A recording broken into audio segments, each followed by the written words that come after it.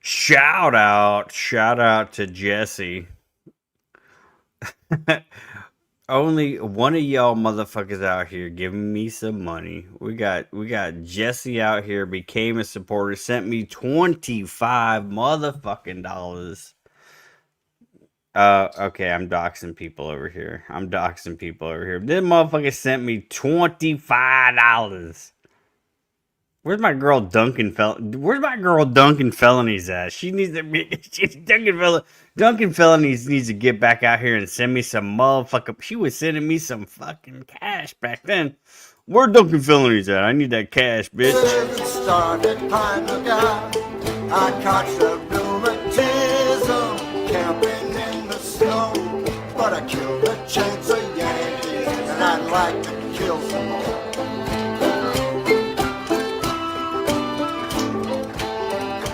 300,000 Yankees is stiff in southern dust. We got 300,000 before they conquered us. They died of southern fever, southern steel and shot. I wish there was 3 million instead of what we got.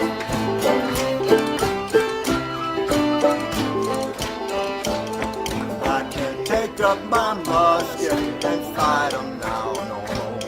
But I ain't gonna love them, that is certain sure. And I don't want no pardon for what I was and am. I won't be reconstructed, and I don't care a damn.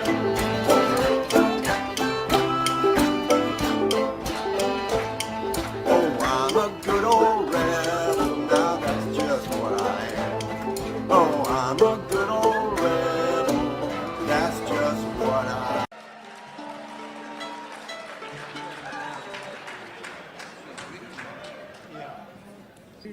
Okay. Every now and then, we get criticized for not playing any union songs.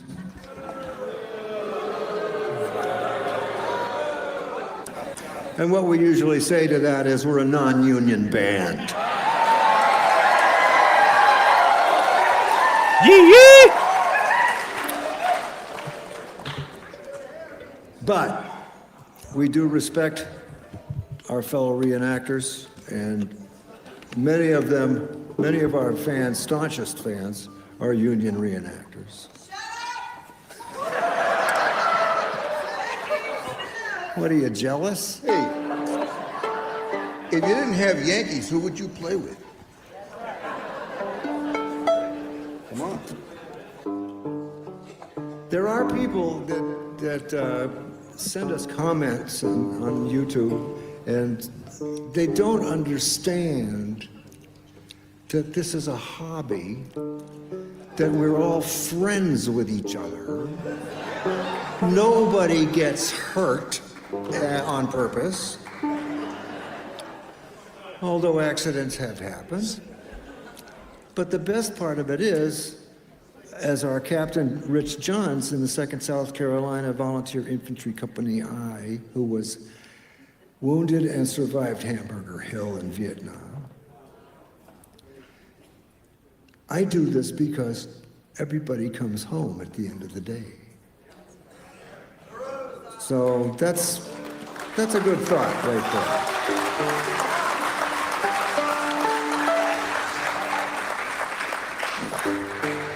And so, in honor of those,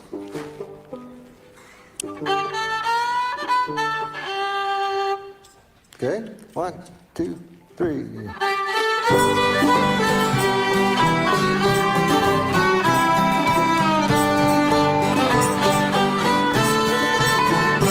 Oh, we'll rally round the flag, boys, rally once again, shouting the battle cry of freedom.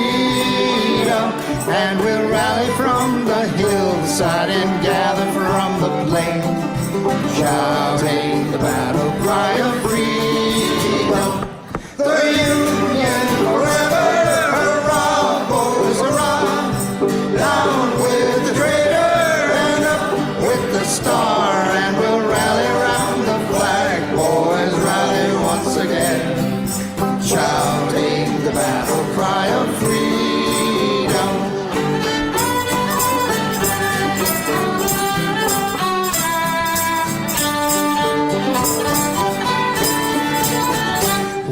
I spring into the call of our brothers gone before, shouting the battle cry of freedom, and we'll fill the vacant ranks with 1,000,000 free men more, shouting the battle cry of freedom. The Union forever, around, boys, around, down with the traitor and up with the star, and we'll rally around the flag, boys, rally once again, shouting the battle cry of freedom.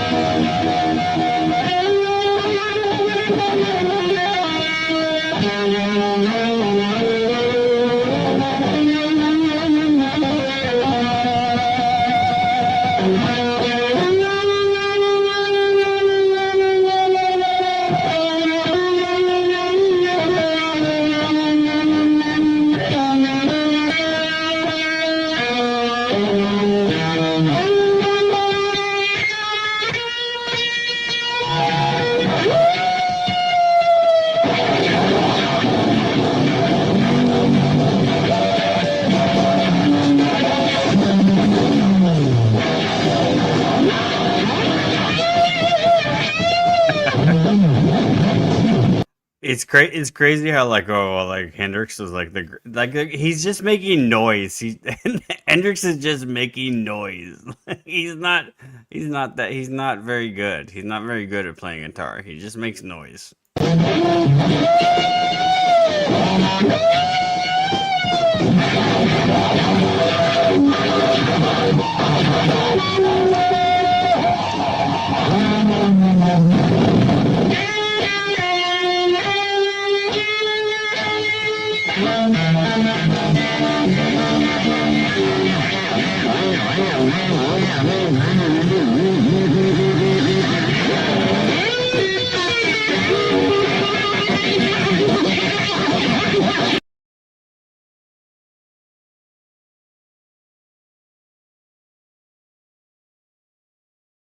Migration can and should occur. But we, as one of our priorities, will discourage illegal migration. And I believe if you Hey, shout out to everybody that joined the stream tonight. You have been watching Truth or Barbecue Tailgate pre-show with EB motherfucking T. I just want to say I love y'all. Happy 4th of July to everybody. Glad y'all stopped by. Hopefully we can start streaming again, more on the regular. It's been a lot of fun. I'm gonna come. Y'all can come now.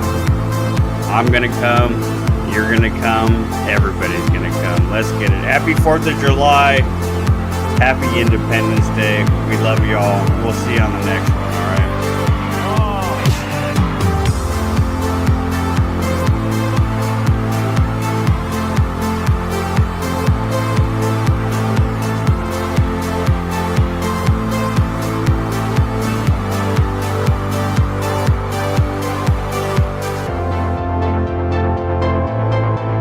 It's got to be great for our country, for our community, for everybody in here, because believe me, we are all suffering, and we're suffering big league, and it's getting worse. A disaster.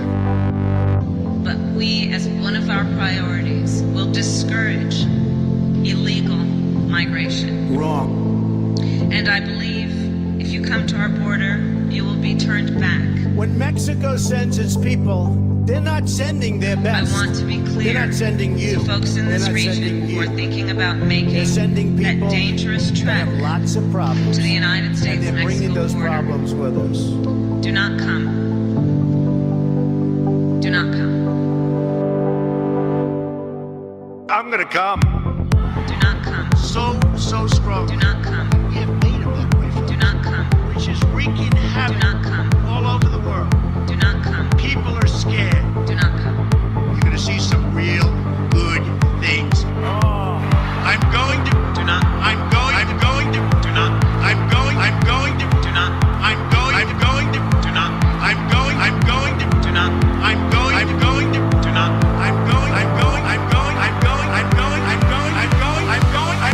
Do not come. Do not come. I'm gonna come.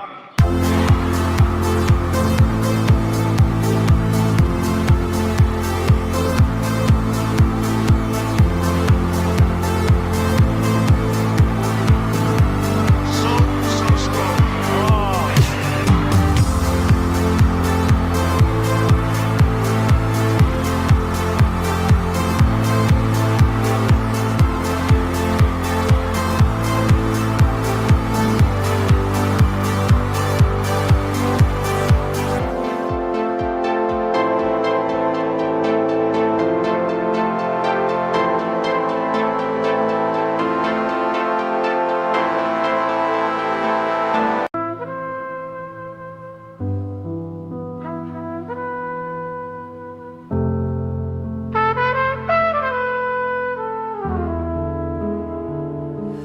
He stood unshaken, a voice in the storm, a man of conviction, a heart reborn.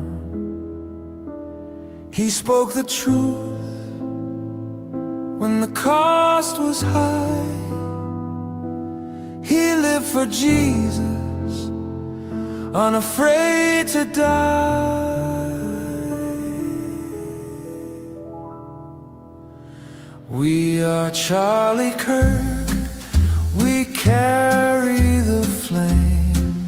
We'll fight for the gospel, we'll honor his name. We are Charlie Kirk, his courage our own. Together unbroken, we'll make heaven known.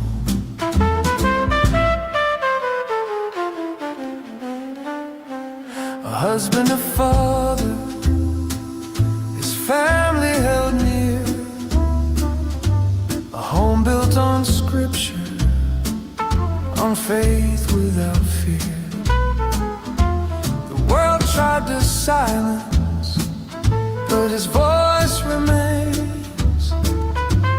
In us it echoes, in Christ it sustains. We are Charlie Kirk, we carry the flame. We'll fight for the gospel, we'll honor his name. We are Charlie Kirk, his courage our own. Together unbroken, we'll make heaven. A voice in the storm, a man of conviction, a heart reborn. He spoke the truth when the cost was high. He lived for Jesus, unafraid to die. We are Charlie Kirk, we carry the flame. We'll fight for the gospel, we'll honor his name. We are Charlie Kirk, his courage our own. Together unbroken, we'll make heaven known. A husband, a father, his family held near. A home built on scripture, on faith without fear. The world tried to silence, but his voice remains. In us it echoes, Christ it sustains. We are Charlie Kirk. We carry the flame. We'll fight for the gospel. We'll honor his name. We are Charlie Kirk. His courage our own. Together unbroken, we'll make heaven known.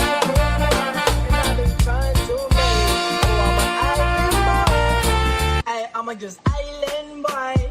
I'm just island boy. I'ma get keep that done. I'm just staring at the sun. I'm just out full gazing. I'm like, cool, I'm staying. They're like, you wanna be famous? I'm tryna be out the greatest. I'm gonna float on boy. They get real damn chocolate on me. I'm an island boy. Put my vest on, yeah, like a walk one man. Tryna make it to the top. I'm an island boy. I've been trying to make it. I ain't seen it with a gang, gang sign. You ain't just signed, okay. Through the storm, through the rain. Cause we try home like a line. From the island boy. From the Caribbean. Can't put this on cool. I'm an island boy. I'm just island boy. I'm just island boy. I'ma get keep that done. I'ma get staring at the sun. Like a walk one man. Tryna make it to the top. I'm an island boy. I've been trying to make it.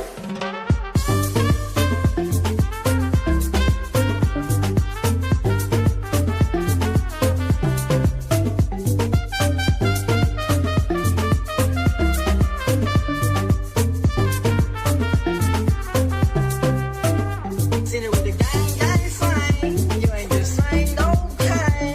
Through the storm, through the rain. Cause we try home like a line. From the island boy. From the Caribbean. Can't put this on cool. I'm an island boy. I'm just island boy. I'm just island boy. Island boy. I'm just island boy. Island boy. I'm just island boy. Island boy. I'm just island boy.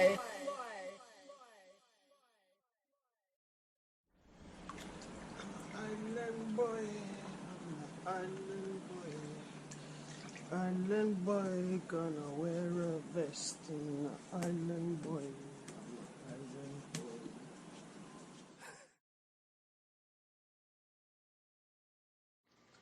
Cause I'm an island boy, and I've been trying to make. Oh, I'm an island boy. I'ma just island boy. I'ma just island boy. I'ma get keep that done. I'ma just staring at the sun. I'm just out full gazing. I'm like, cool, I'm staying. They're like, you wanna be famous? I'm tryna be out the greatest. I'm gonna float on boy. They get real damn chocolate on me. I'm an island boy. Put my vest on, yeah, like a walk one man. Tryna make it to the top. I'm an island boy. I've been trying to make it. I ain't seen it with a gang, gang sign. You ain't just signed, okay. Through the storm, through the rain. Cause we try home like a line. From the island boy. From the Caribbean. Can't put this on cool. I'm an island boy. I'm just island boy. I'm just island boy. I'ma get keep that done. I'ma get staring at the sun. Like a walk one man. Tryna make it to the top. I'm an island boy. I've been trying to make it.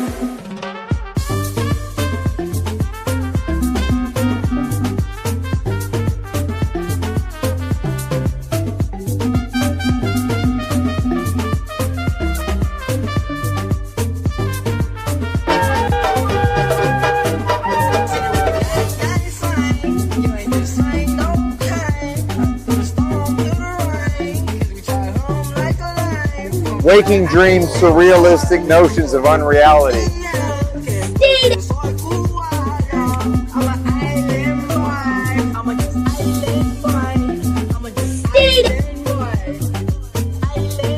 Welcome to Joo Lie. Welcome to Joo Lie. 6 million subs. Welcome to Joo Lie. Welcome to Joo Lie.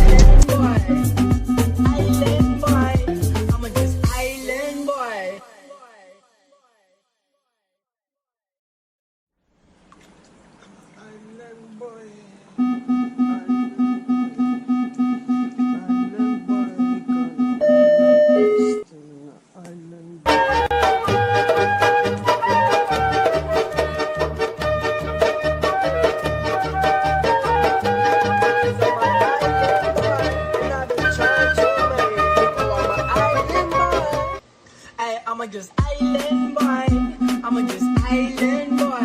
I'ma get Welcome to Jewburger. Welcome to Jewburger. 6 million serves. Welcome to Jewburger. Welcome to Jewburger. What can I get you? Welcome to Jewburger. Welcome to Jewburger. 6 million serves. Welcome to Jewburger. Welcome to Jewburger. What can I get you?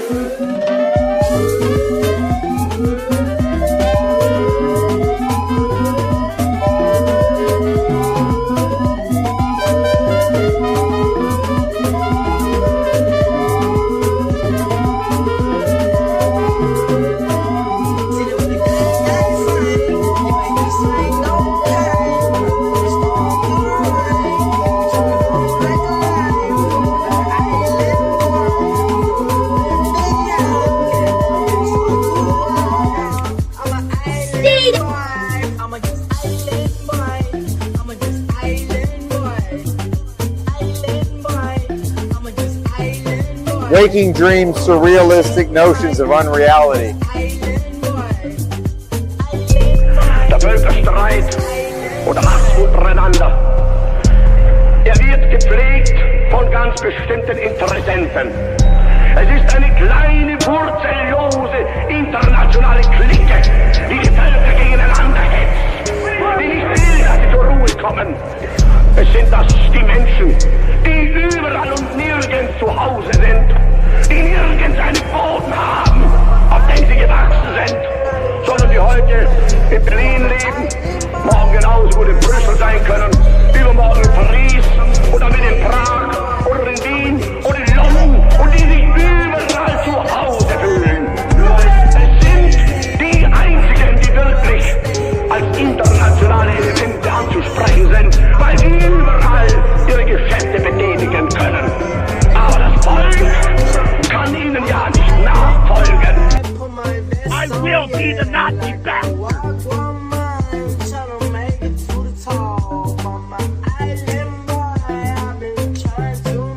My name is Joo Lie, and today we're launching Shabbat, our humanoid for the home.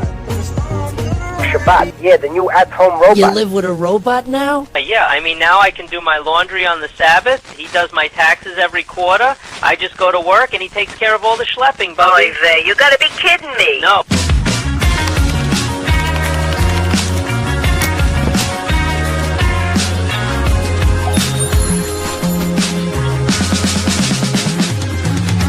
Baruch atah Adonai, Eloheinu melech haolam ulehadlik ner shel Shabbat.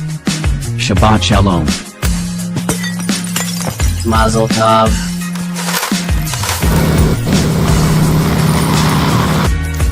Are you sure this is okay? Yes. Please proceed as you wish.